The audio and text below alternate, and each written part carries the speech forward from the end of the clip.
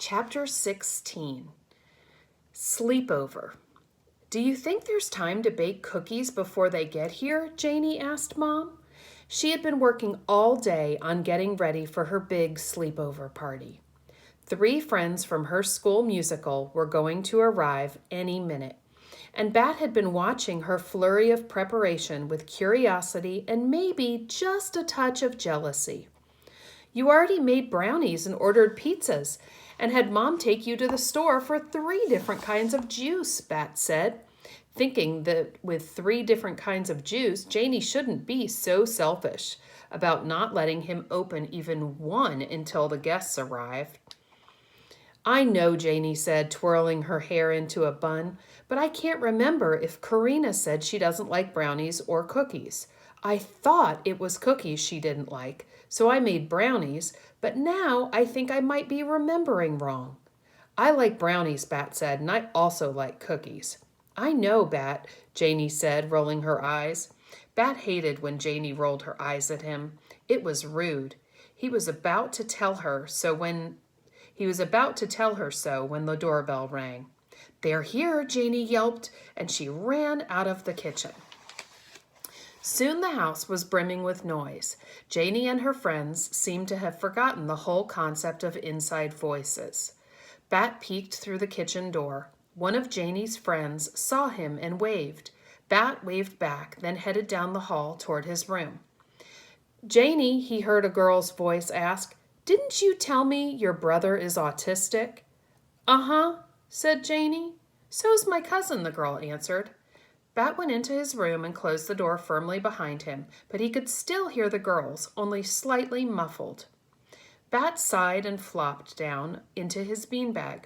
He wasn't sure what name to give the emotion he was feeling. His eyes darted around his room as he looked for something to do. Even his animal encyclopedia, which usually made him perfectly content, didn't seem appealing. And Thor must have been deep into his afternoon nap because Bat couldn't hear him stirring in his enclosure. Now that Thor was less of a baby and more of a toddler, Bat liked to think of his enclosure as a playpen. In one back corner was the kitty transport box that made a sort of cave for Thor to sleep in. In the other back corner, newspapers acted as a bathroom for the kit, who was quickly learning the right place to go. Up toward the gate at the front was Thor's food dish, which Bat filled 4 times a day, and a water dish which he changed and refilled every morning and night. Hanging from the gate was Thor's sling, which he used to disappear into, but which was getting a little tight. Mom knocked on Bat's door. He knew it was her because she always knocked in a little pattern. Knock, knock. Pause. Knock, knock. Come in, he said. Mom opened the door, and the girl's noise got louder. She came into the room and shut the door again. Those girls know how to party, she said with a smile. Bat shrugged. I guess, he said. Mom sat on the edge of the bed. How's Thor? He's taking his nap, Bat sighed, and for no reason his eyes filled with tears. Oh, little Bat, Mom said. She stroked his hair. Are you feeling lonely? Bat shrugged. Maybe, he said. Mom pet Bat's hair in long, slow strokes. It felt nice. Hey, she said, I've got an idea. What? Said Bat. Do you want to call Israel and see if he would like to come for a sleepover? We could break out your trundle bed, Mom said. Bat had a trundle bed as long as he could remember, but the only person who ever had slept on it was Janie when they were younger, and he could sometimes talk her into sleeping in his room. Do you think you'd want to? Bat asked. Only one way to find out, Mom said.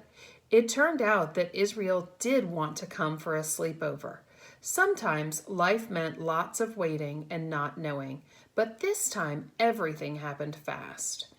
Israel answered the phone on the second ring, and he said yes, as soon as Bat asked him if he wanted to come over. And then Bat's mom talked to Israel's mom, and within half an hour it was Bat's turn to open the door when the doorbell rang. and it was his friend standing on the front porch holding a pillow and a knapsack. "Hi," said Bat. "Do you like brownies?" "They're my favorite," Israel said with a grin, and then he came inside. And that is the end of chapter 16.